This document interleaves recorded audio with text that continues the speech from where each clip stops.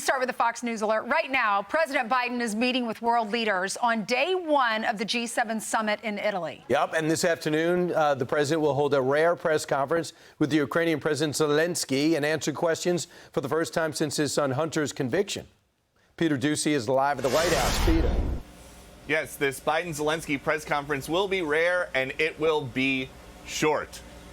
So it's entirely possible that Hunter Biden conviction issues don't even come up. The White House has not yet confirmed to us what the format is going to be, but generally it would stand to reason that 2 American reporters will get questions and 2 Ukrainian reporters will get questions, and then the 2 will make a very, very, very quick exit because staffers want to keep these things overseas as scripted as possible. And here's why the Hunter stuff may not come up abroad. White House officials would much rather talk about ceasefire talks in Gaza, Russia's war on Ukraine, trade imbalances with China, AI threats, and then developmental issues in Africa, according to the list that they gave us. But if the Hunter stuff does come up, President Biden has a chance to clarify a key point of confusion. He and his team have long been quick to say Hunter Biden will not be pardoned. However, they are dodging questions as recently as the Air Force One trip to Italy about whether or not Hunter's sentence will wind up being commuted. If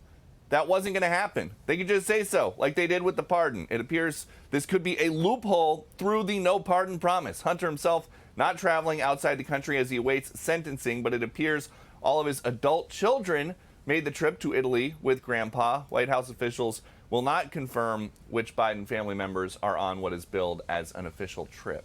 Back to you. So, Brian, go ahead. Peter, do you know why the president didn't go to the dinner last night? No, and they told us not to read too much into it, but this is a person, especially in an election year, who bills himself as a statesman and as somebody who can get a lot of things done because he has such great skills dealing with other people at the leader level. I would note that it's probably because they do like to have him down for as much as possible the first day that he goes anywhere overseas. And that has just proven, that is just borne out with trip after trip after trip abroad, including last week in France. We got there a day early. We were ready to go. And then at like 10 in the morning, local time, he just went right to the hotel. Yeah. Well, that's just crazy. About an hour and a half ago, we saw him at the family photo, and he looked, he was moving very carefully. He looked a little pooped. I wasn't sure where to go. I think we have the video of that, yeah. Well, okay, we'll put it up.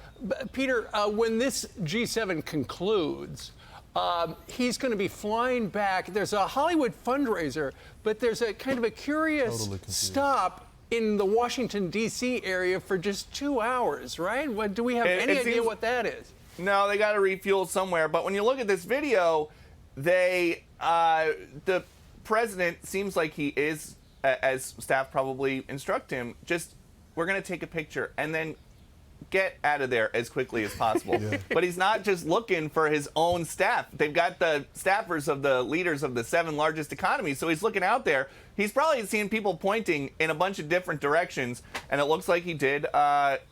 There was a little roadblock there, the Italian prime minister, but he got out of there, and within the next hour or so, we think we're going to see them in a working meeting. Do you think that he was just looking for the Easter Bunny for stage direction? It was interesting. Yeah, what's Italian for Google? What's Italian for Easter Bunny? Yeah, we can have that next Well, hour. it looks like they shifted the world leaders. Yeah, the Prime Minister of Italy was standing there introducing herself to all the world leaders. signed the she's book. hosting it. They all would walk up individually, sign the book, and then when it was our president's time to meet her, then go sign the book, he kind of turned around and wasn't sure where to go. He went back up on the stage with her, and then they sent out all the other world leaders. So I'm wondering, Peter, maybe you know, were they all planning to come out after our president arrived, or did they all just come out to save him from being humiliated? They were all in that holding room. No way to know. Yeah. Yeah. But it's hard to stage manage for the White House when they're on the world stage and there's 7 other leaders there as well. Right, but that's why this Zelenskyy press conference is probably going to wind up being so short, because it'll be a small U.S. delegation, a small Ukrainian delegation, and the way that they did the last one with Zelenskyy here at the White House, they had the exit, the little carpet for them to exit was so short. And so even if somebody shouted a really short, loud, quick question that is just a yes or no, by the time it's out, They are long gone. You know, so the White House now, a couple hours before, the White House already knows who they're going to call on for the president. They already know who. They've already got it on a card for him, who he's going to call on. And it's you and who What else? about the answer? Yeah. Right. I'm going to be in the Skype seat. Yeah. Real quickly, Peter, before we go, because we got to move on, but is that the standard procedure now when it comes to the White House, that people are, the reporters are giving the questions in advance? Because it does look like the questions are on the sheet, and then the answer is on the sheet as well. Are you guys being told that? Like, what's happening? No, to the best of my knowledge, reporters are not giving questions, but White House staff will sit around for days trying to figure out, based on what people are covering, who is going to ask about something that is favorable to them. So they're probably back there sitting, thinking, who's going to ask about some trade policy issue, or who's going to ask about something with this Ukrainian security agreement that they hope to sign at some point. Anybody that might ask about Hunter and his convictions, probably low on the list. Copy. Probably right. All right. Thanks, Thank Peter. you. Thanks, Peter. All right. So he's saying he won't get a question. Right. Yeah, well, he's also out of town. But then again, he never gets a question. He just has to yell. Right. And that's why he knows, okay, if the president's going to exit that way, which way I'm going to is the stand carpet? right there. Yeah, Jackie Heinrich will be over Has he there. always been a yeller? He has always been very loud, no doubt about it. I wonder if the Politico reporter is going to get a question, because Politico came out with an item that we spotted this morning that essentially said that Joe Biden feels bad that Hunter Biden got convicted. The quote is, Joe said, "If I weren't running for re-election, he, Hunter, would have gotten the plea deal." But what he forgets is apparently Hunter's lawyers made the deal incumbent on total immunity in perpetuity, and the judge said, "What the No one has heck is been that?" offered that before. Yeah. But I also, guys, you know, when you look at the president, every time I'm out in a diner, they always ask me, "Hey, is Steve real? Is Ainsley real? Is Brian real?" What do you say? Do you get the people? Right. Are they who they say they are?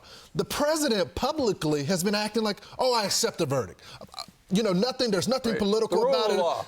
It's the rule of law, and then the press have been, CNN, MSNBC, all the rest of them have been saying, this is a nice guy. You see him accepting the verdict, but behind the scenes, he's ramming at it, saying that if it wasn't an election, he would have got this deal. This is unfair to my son. He's not being truthful with the American They'll public. criticize Donald Trump For doing this. saying he's being treated unfairly, yet they say the same thing behind closed doors. That's exactly right. So to add to that, the president doesn't take questions, and the issues are hot. People give their perspectives. So if the president's going to ask questions, at the very least, you hope he briefs his press secretary. She never knows anything about anything. She never talks to anybody before she goes out there. And I remember Tony Snow, one of the first things he said, one requirement is George W. Bush. He said, I have to be in these meetings, because if I'm not in the meetings, when people ask me questions that I don't expect, I will know the answer because I've been there, and I'll know what not to say. Either she's not invited to the meetings intentionally or unintentionally. She never has an answer. Listen. You're not really obligated in the sentence. What I'm saying is that I have not spoken to the president about this. And what I'm saying is he was asked about a pardon. I don't have anything beyond what the president said. That's just not acceptable. I think acceptable. It could be plausible deniability. She doesn't want to know the answer. She doesn't want to have that conversation because she doesn't want to say, well, maybe. I was wrong if he does commute him. But it also just gives, I don't think the answer is acceptable for multiple reasons. They know there is a clear difference between commuting the sentence as well as pardoning. And they're trying to leave some ambiguity for people that don't know the difference, to say, okay, the president has already came, he did that interview over the weekend and said there's no pardon, but keeping the door open to commute the sentence. Right, but she never has an answer to anything. Right. She never says, listen, I just spoke to the president, this is where we're going to be going right now. When it comes to Ukraine and this 10-year deal, here's what's in it. And here's the big issue that was of the discussion that the allies wouldn't agree with and we agree with. When it comes to the ceasefire deal, what Hamas is letting us down in X, Y, and Z way. It's we're doing our best, and I know the president thinks it's in his best interest in order to back Israel, but at the same time, we want peace throughout the region. And my head would be willing to, if I had to explode, if I had to sit in that press briefing. But Brian, to your point, you go, maybe she doesn't know the answer to it. Maybe she's not in the meeting. But then you have Kirby that gives the same type of briefing, and he has the answers to it. He has a lot of answers. I mean, I think there's just a competency question. You may have not liked Jen Psaki, but at least she gave you an answer. You may not like Kirby, but at least it gives you an answer. I felt like she was in the meetings. Right. I think like she is too. You think? She's the White House press I'll secretary. circle back. I'll Right. circle back. And now the catchphrase is, I don't have anything. Right. We don't have anything on that. Yeah. You know, she's not doing the president any favors. Kirby does a good job, and Jen Psaki was great. And, you know, she got into it with a very tall boy in the front row a lot during that time. But we do know, regarding the larger topic about would the president pardon his son, we all know that if Joe Biden loses, that's right. That's the first thing. Even if he wins. That's right. Hey. That'd be tough. Because he's got 4 more years. What does he have to lose? He can't run again. What if he pardoned both of them, Donald Trump and his son? That would be quite a gesture. Yeah, I don't think that's going to happen. But the problem is, Joe Biden cannot pardon Donald Trump because it's a state trial. The person who can pardon Donald Trump. Alvin Bragg. No. It's the governor. Kathy Hochul. Yeah. I'm sure, and she's getting right on that. I'm sure it could happen any minute. I'm Steve Doocy. I'm Brian Kilmeade. And I'm Ainsley Earhart. And click here to subscribe to the Fox News YouTube page to catch our hottest interviews and most compelling analysis.